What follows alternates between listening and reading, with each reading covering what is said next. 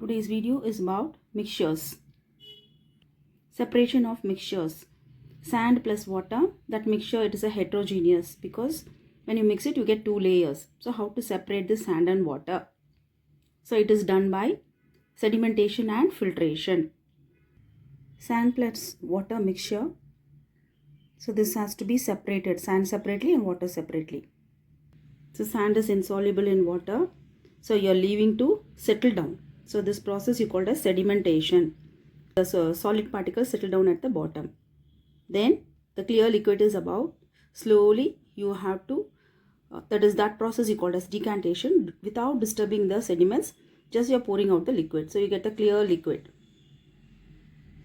So the first one is sedimentation and decantation.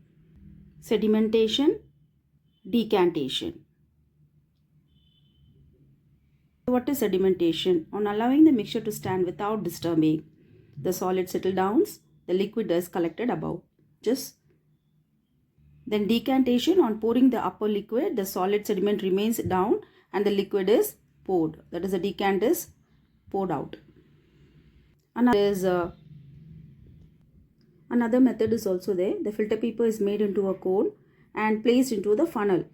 So on pouring the mixture, the solid remains in the filter paper and this liquid is collected below.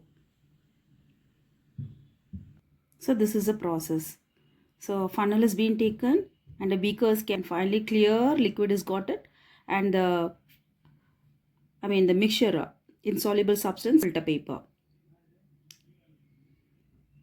This is about filtration. The next one is everyday application of filtration. So we come across daily. So what are they? So in preparation of tea, the tea leaves, after extracting the extract, the strainer, you use a strainer to filter the tea leaves extract you collected, and it is used, the tea leaves are collected using a strainer. In the preparation of fruit juice, after extracting the juice, the remaining things are being strained, only the juice is being collected. So a coffee maker, so only the filter, the pure coffee, milk is just kept there, and only the coffee extractor, just the drops, it falls by drop. This impure water is collected from the dam, and so many processes it undergoes, and finally you get the pure water. So chemists in the lab also use filter. One is salt plus water mixture. It is a homogeneous mixture. Now how to separate this? So it is by evaporation and distillation. So these are the two methods. We'll see that. So the liquid and solid, that is salt plus water, it is taken in a evaporating dish and it is heated here. So on evaporating, so the liquid, everything evaporates, water evaporates, and you get the water evaporates, and finally salt will be present in the dish, evaporating dish. So the solid is there.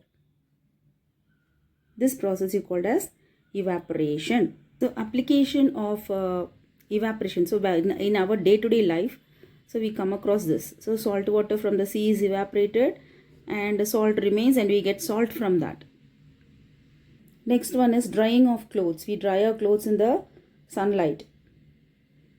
Then in the lab, preparation of salt solution or preparation of any salt, evaporation process goes on. So they'll be using in the lab. The next process is a distillation. This is a distillation flask. So liquid, solid, soluble solid which is present, that is salt solution, is taken in a flask, and this is a distillation flask, and here the apparatus set up like this. So this side you find the condenser. So when the vapors are coming, it is cooled by the condenser and it is collected here, and the salt remains in the distillation flask.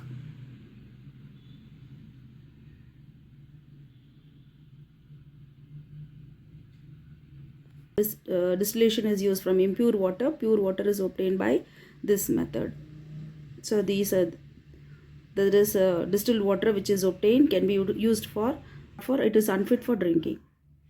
Distillation of petroleum, that is, this method is used also for separating petroleum products, that is from crude oil. So this is a method. So this distillation process, separation of salt. So from separate, so in lab it is used. If you find this video informative and useful, kindly like and subscribe my channel.